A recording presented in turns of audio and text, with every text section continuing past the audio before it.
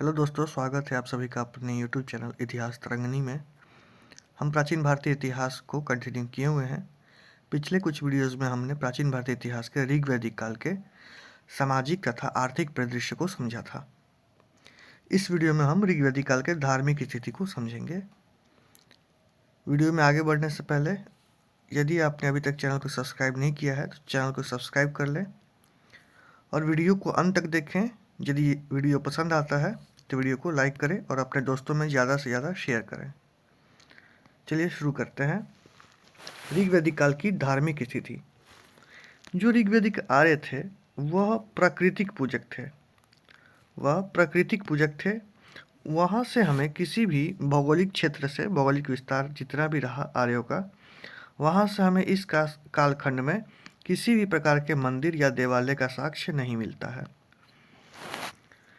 विभिन्न तत्वों को इन्होंने देवत्व के रूप में स्थापित करके यज्ञ के माध्यम से ये उनकी आराधना करते थे। तो ऋग्वैदिक आर्यों का आराधना करने का जो तरीका था वह यज्ञ के माध्यम से था। इन्होंने विभिन्न तत्वों को देवत्व के रूप में स्थापित किया, इसलिए इन्होंने किसी एक देवता के रूप में किसी ईश्वर को नहीं पूजा। इन्होंने बहुदेववादी सिद्धांत को अपनाया। देवताओं की संख्या एक से अधिक होने के कारण इन्होंने देवताओं का सामूहिकरण किया। जैसे कि उदाहरण के लिए मित्र एवं वरुण, उषा एवं रात्रि के, उषा यानी कि उगते हुए सूरज और रात्रि के देवता, पृथ्वी तथा ध्याय के देवता यानी आकाश के देवता। इन्होंने विभिन्न वर्गों में देवताओं का वर्गीकरण किया, सामूहिकरण कर दिया। ऋग्वैदिक आर्यन के 33 प्रमुख देवता थे। ऋग्वैदिक काल में आर्यन के जो आर्य थे उनके 33 प्रमुख देवता थे, जिसे हम 33 कोटि देवता कहते हैं। इनके 3 प्रमुख वर्ग थे। पहला वर्ग था आकाश के देवता, दूसरा रहा अंतरिक्ष के देवता और तीसरा था पृथ्वी के देवता। इन्होंने 3 वर्गों में 33 प्रमुख देवताओं का वर्गीकरण किया था। आइए एक एक करके देखते हैं। पहला है आकाश के देवता। इस श्रेणी में सूर्य, ध्रुव, पूषण, विष्णु, आदित्य, मित्र, अश्विन, सावित्री तथा अन्य कई देवताओं को शामिल किया गया था। अंतरिक्ष के देवता में इंद्र, वायु, मरुत, रुद्र और कुछ अन्य देवता थे। पृथ्वी के देवता में सरस्वती, बृहस्पति, अग्नि, सोम इत्यादि अन्य देवता थे। तो कुल मिला के 33 देवता थे आर्यन के, जो प्रमुख देवता थे, जिनको इन्होंने 3 प्रमुख वर्गों में विभाजित किया था। पहला था आकाश के देवता, दूसरा था अंतरिक्ष के देवता, तीसरा था पृथ्वी के देवता। ठीक है, 3 प्रमुख वर्ग थे। तो सूर्य थे आकाश के देवता, इंद्र थे अंतरिक्ष के देवता और अग्नि तथा सोम थे पृथ्वी के देवता। अब हम एक एक करके ऋग्वैदिक काल के जो महत्वपूर्ण देवता थे, जिसका उल्लेख ऋग्वेद में मिलता है, हम उनको देखेंगे। ऋग्वेद के महत्वपूर्ण देव में इंद्र थे, सोमदेव थे, उषा थी, आदिति थी, अग्निदेव थे, वरुण थे, रुद्र थे, विष्णु थे, सरस्वती थे, पूषण थे, अश्विन थे तथा मारुत थे। प्रत्येक को हम देखते हैं। पहले देव थे इंद्रदेव। ऋग्वेद में कुल 250 सूक्त इंद्रदेव को समर्पित थे। सबसे ज़्यादा जो सूक्त हैं वो इंद्रदेव को समर्पित थे, इसलिए ऐसा कहा जा सकता है कि यह ऋग्वैदिक काल के सबसे महत्वपूर्ण देवता थे। इंद्रदेव युद्ध तथा वर्षा के देव माने जाते थे। इनको कुछ उपाधियां दी गई हैं ऋग्वेद में। इंद्रदेव को पुरंदर कह के संबोधित किया गया है। पुरंदर का अर्थ है किला को तोड़ने वाला, यानी पुर का अर्थ होता है किला, यानी किला को तोड़ने वाला, किला भंजक। अगली उपाधि थी पशयुहन, दुष्टों को नष्ट करने वाला, अंशुजीत, पानी को जीतने वाला, और वृत्तहंता यानी राक्षसों को मारने वाला।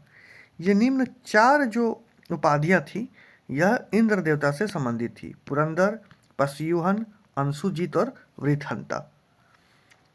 अगले महत्वपूर्ण देवता थे ऋग्वैदिक काल के अग्निदेव। अग्निदेव जो आर्य थे और जो इनके प्रिय देवतागण थे, इन आर्य और देवताओं के बीच मध्यस्थता निभाने वाले देव के रूप में अग्निदेव को जाना जाता है। जिससे यज्ञ वेदी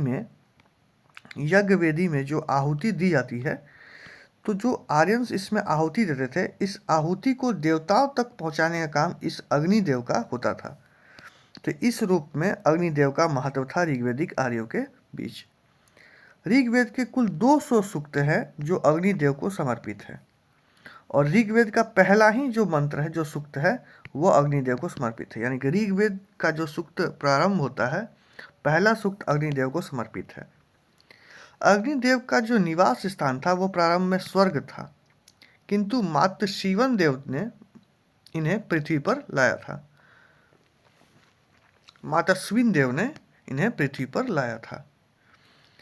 अग्निदेव को भी कुछ अन्य नामों से जाना जाता है। जैसे अग्निदेव का महत्वपूर्ण नाम है हिरण्यंत, अर्थवन और भुवन चक्षु। तो अग्निदेव को निम्न 3 नामों से जाना जाता है: हिरण्यंत, हिरण्यदंत, अर्थवन और भुवन चक्षु। अगले ऋग्वैदिक महत्वपूर्ण देवता है सोम देवता। हमने आर्यों के महत्वपूर्ण पेय पदार्थों में हमने 2 पेय पदार्थ का नाम लिया था। एक था सोमरस, दूसरा था सूरा।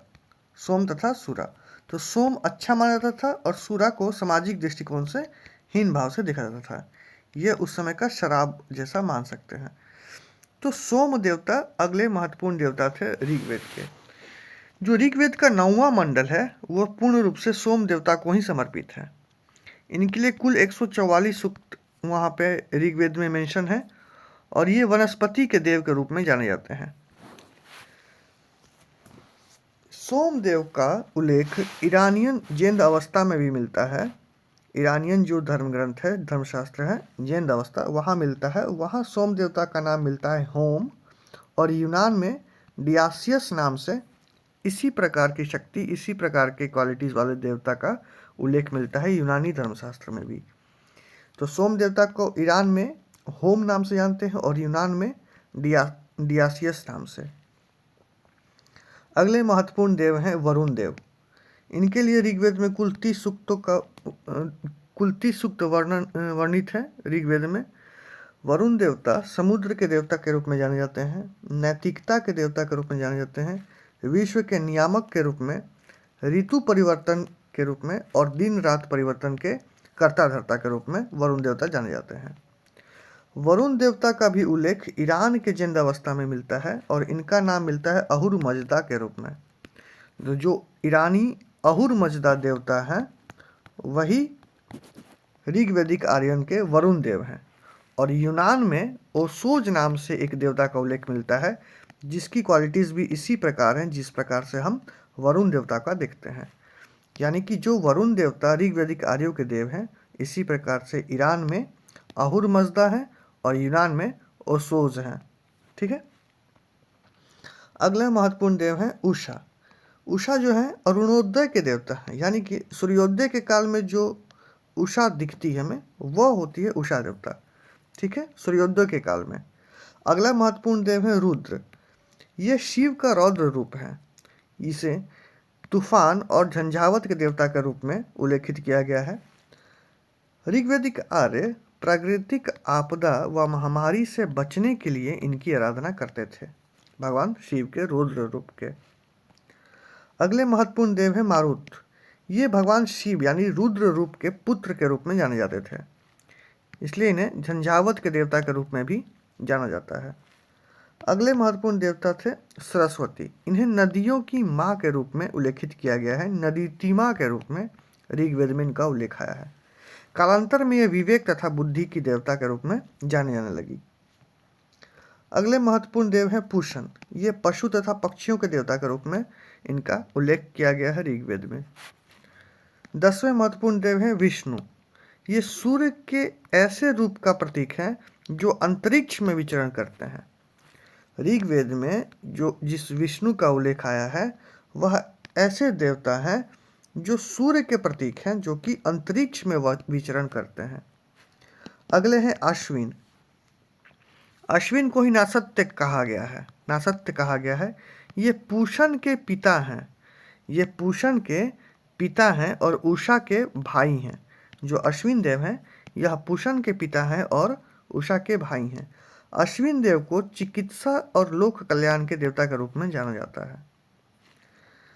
अंतिम देवता है अदिति। ये आकाश के देवताओं की माँ है। ये अदिति आकाश की देवताओं की माँ है और महत्वपूर्ण बिंदु यह है कि जो वर्तमान में भारत माता कहा जाता है वह इन्हीं से प्रेरित है। अदिति को ही भारत माता कहा जाता है। नॉर्वे में इसी प्रकार की देवता हैं जिनकी क्वालिटीज इसी अदिति से मिलता है। उन्हें नॉर्वे में ईडा कहा जाता है। ईडा, अदिति जैसे देवता को ईडा कहा जाता है नॉर्वे में, और इन्हें भारत में भारत माता के रूप में जाना जाता है। तो ये एक छोटा सा वीडियो था ऋग वैदिक काल के धार्मिक स्थिति को समझने के लिए। वीडियो पसंद आता है तो वीडियो को लाइक कीजिए, दोस्तों में शेयर कीजिए और चैनल को सब्सक्राइब कीजिए। मिलते हैं अगले वीडियो में उत्तर वैदिक काल के साथ। धन्यवाद।